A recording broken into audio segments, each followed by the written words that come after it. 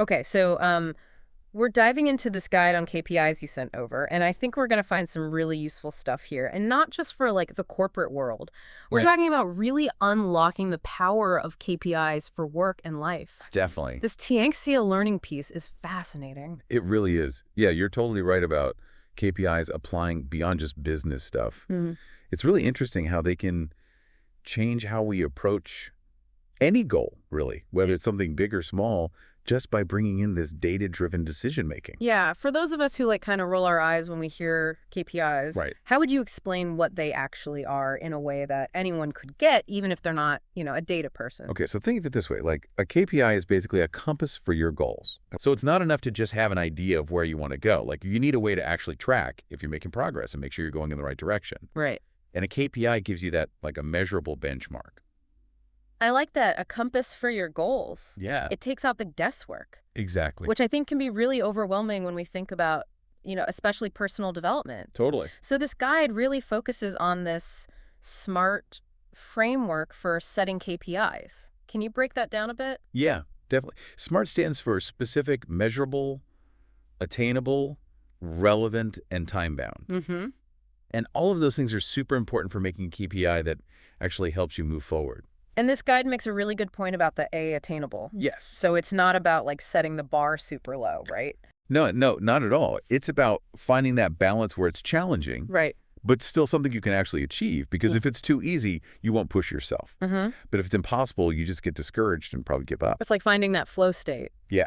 And right. You're challenged but not like defeated. Exactly. So speaking of potential problems, this Tianxia learning guide talks about some common KPI traps that people fall into. Yeah. And the example about the travel agency really stood out to me. Okay. They were trying to increase their market share in Japan, but all their KPIs were about Korea. Yeah, that's a classic example of misaligned metrics. And it shows just how important that R is in SMART. Right. Like your KPIs have to be relevant to what you're actually trying to achieve. Yeah. Yeah, totally. It's like they were so focused on Korea that they forgot about the bigger picture. Yeah, It reminds me of that saying, what gets measured gets managed. Yes, But it's really important to make sure you're measuring the right things. absolutely. It's like they got so caught up in those Korean numbers, they kind of lost sight of the bigger strategic goal. Yeah, exactly.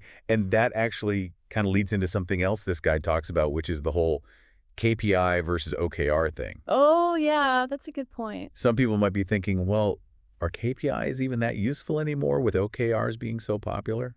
That is a really good question because it does seem like the OKR debate always comes up in these conversations about like goals and performance. Right. So can you kind of break it down for us? Like what are the main differences and how do we know which one to use? Sure. So the guide actually does a good job of explaining those differences. Okay. It basically says KPIs are more about tracking things that are really concrete, like top-down metrics. Yeah. Almost like you're monitoring the vital signs of your project. Okay, got it. Whereas OKRs tend to be a little more collaborative and focused on the process. So they're more about the how behind reaching a goal. Okay. And they usually involve more people working together and being on the same page. So if KPIs are like the vital signs, then are OKRs more like the treatment plan? Exactly. That's a Yes. great way to put it. Okay, cool. And just like with healthcare, you need both to really understand what's going on. Right. It doesn't have to be one or the other. The guide even says that a lot of companies are now using both KPIs and OKRs together effectively. Best of both worlds. So this is where I think it gets really interesting because this guide actually goes beyond just business stuff. Yeah. It talks about using KPIs for your personal life too. Mm-hmm. And I have to admit, my first thought was like, wait, am I supposed to have KPIs for my hobbies now? Right. But the more I thought about it, the more I realized how helpful it could be.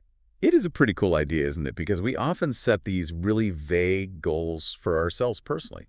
Mm. Like, I want to be healthier or I want to learn a new language. Totally. But without something concrete to measure like a KPI, those goals can easily fall apart.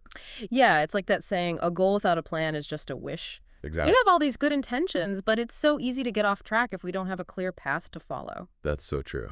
So how does the guide say we should turn these bigger life goals into actual personal KPIs? Well, it gives some really practical examples. Oh. Like instead of just saying, I want to read more, you can make your KPI reading one book a month. Okay. Or if you want to be more active, your KPI could be exercising 3 times a week. Yeah. It's all about making those bigger desires into smaller, measurable actions. Turning those shoulds into musts. Exactly. And I think that's where rewards come in, which thankfully the guide talks about too, because, we deserve to celebrate when we achieve something, even if it's a personal goal.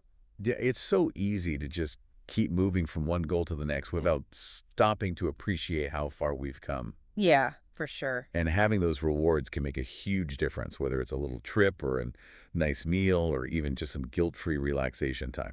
I like that rewards are like little checkpoints along the way to remind you to actually enjoy the journey and not just focus on the destination. Totally. So, were there any specific examples from the guide that really spoke to you about personal KPIs?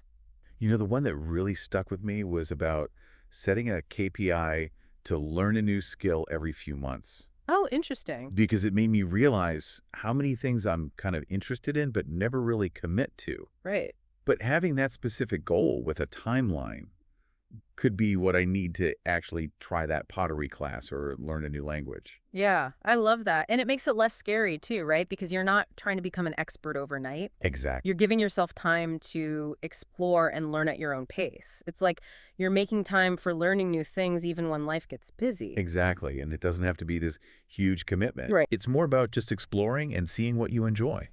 So even though KPIs are often seen as this kind of rigid corporate thing, why do you think they can be so powerful for personal growth? You know, I think it comes down to this idea of taking control of your own life. Mm-hmm. Like we have all these pressures and expectations from the outside, but KPIs let you decide what success actually means to you. It's like you get to make your own rules. Exactly. Instead of just reacting to whatever Yeah. happens, you're choosing where you want to go and then using those measurable steps to get there. Yeah. And don't forget about that data part too. Right. By actually tracking your progress on these personal KPIs, you start to see patterns in your own habits and behaviors. That's so true. Like maybe you realize you get the most done in the morning, Mhm. or you always struggle with your fitness goals in the middle of the week. That kind of self-awareness is really powerful. It's like you're looking in a mirror, but in a good way. Right, exactly. It helps you figure out what's working and what's not. And then you can adjust. Okay, so as we wrap up this deep dive on KPIs, what's the most important thing you want listeners to take away?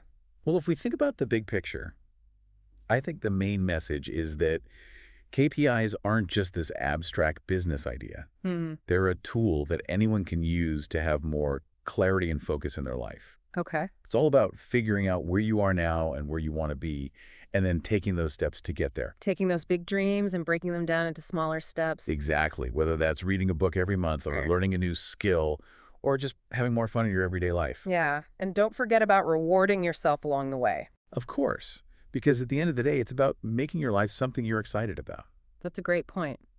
So here's something for our listeners to think about. What's one thing in your life where you wish you had more clarity or focus? What's one goal you could work towards? And how can you use this KPI framework to make it happen? It's a great question. Awesome. Well, until next time, happy tracking, everyone.